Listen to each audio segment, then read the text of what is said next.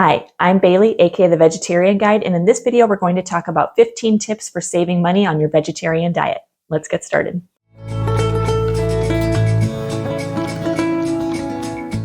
In today's day and age, with grocery prices skyrocketing all over the world, of course you want to save money on your vegetarian diet when you go to the grocery store.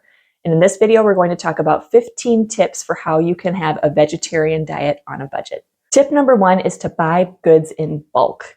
So that means your grains and your dry goods like beans, try to buy them as bulk as much as possible. That means getting them in the largest quantities that you can because it's actually going to be cheaper to get them in larger quantities.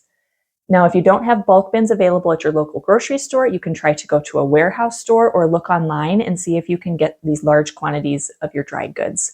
When you get them home, just make sure to put them in an airtight container so that they can stay fresh for a long time, and then they can stay in your pantry for months and you can use them whenever you need them.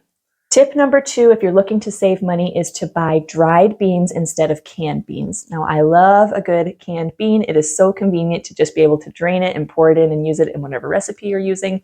However, canned beans are more expensive than if you buy dried beans.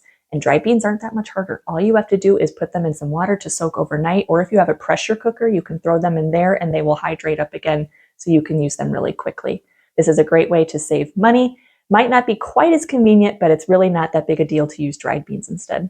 Tip number 3 is to prep your produce properly. So when you get home from the grocery store and you have all of these lovely vegetables that you want to cook through the week with, a lot of times you'll find that they might not last a whole week unless you prep them properly. And of course, throwing food out in the garbage and not getting to eat it before it goes bad is a waste of money.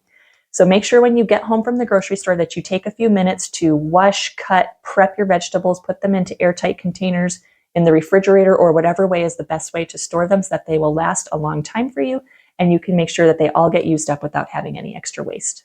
Tip number 4 for saving money is to buy produce that is in season.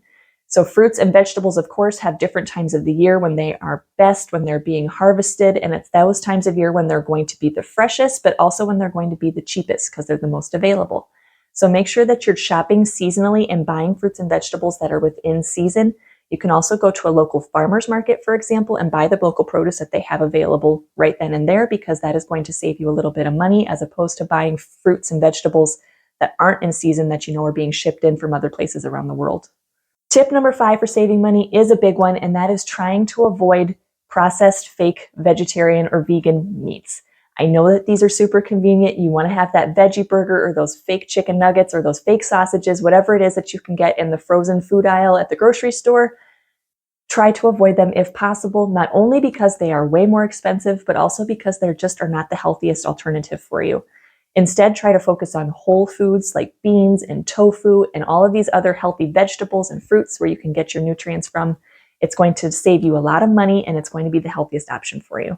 Tip number 6 for saving money is to make your own dressings and sauces. Again, the convenience of being able to go to the grocery store and just pluck them off the shelf is one thing, but it's going to cost you more money. Instead, if you want to make sauces and dressings at home with using ingredients like olive oil and vinegars and mustards, tahini, things that you already have in your cabinet, you're going to be able to make a larger quantity of those dressings and sauces than you would if you bought them in the store, which is ultimately going to save you some money.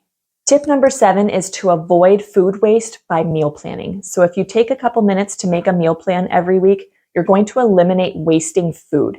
Basically, what happens is if you know exactly what you're going to eat and you can strategize when you're going to eat leftovers, what you're going to eat for lunch, what you're going to eat for dinner, you're going to eliminate having extra food in your fridge that is just going to end up going to waste and just wasting your money, basically. Tip number 8 is to buy frozen produce. Now, there's like all these questions around whether frozen or canned or fresh vegetables are the best. Frozen has actually been proven to be almost as high quality nutrition as if you are eating fresh vegetables, and sometimes more so.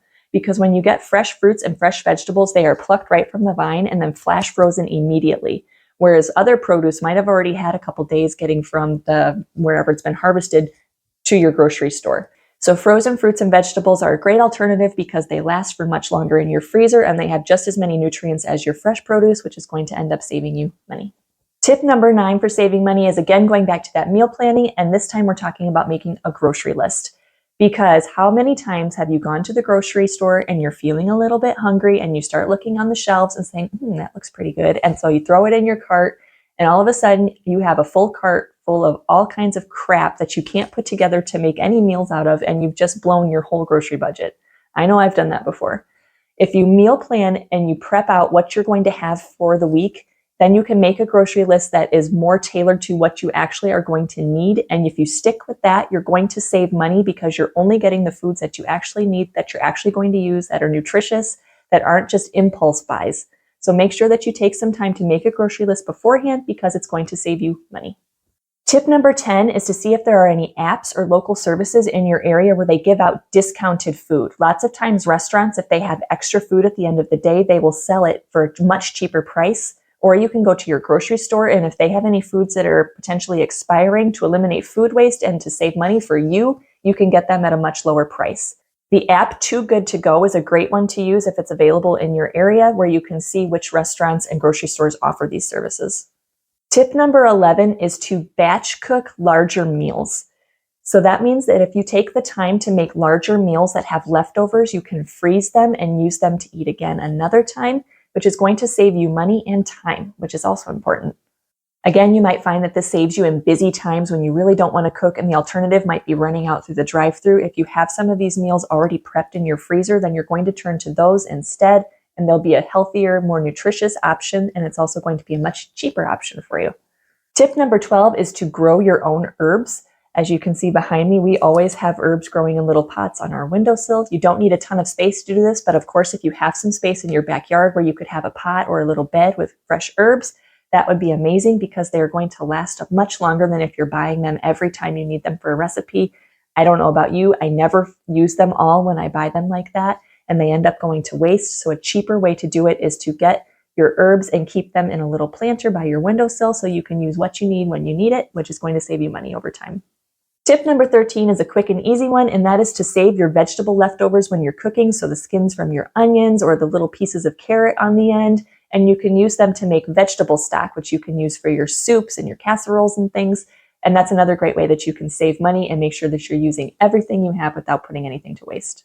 Tip number 14 is to snack smarter, so instead of buying prepackaged protein bars or little bags of chips, or all these other processed foods which end up being really expensive, try to stick to whole food snacks like roasted chickpeas or some nuts, other things that you can grab quickly that can come in bulk that you can keep around your kitchen, and not all of these prepackaged processed foods which are going to end up adding up to a lot more money. And last but not least, tip number 15 is to stock up on non-perishable foods when they're on sale.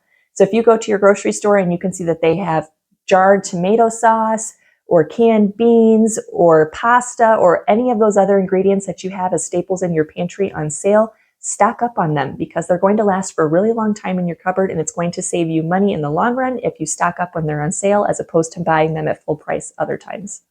There you have it. These are the 15 tips for having a vegetarian diet on a budget. Please be sure to check out my other videos about how to go vegetarian as a beginner. And thank you so much for watching this video with me today. Until next time, cheers to your vegetarian adventure.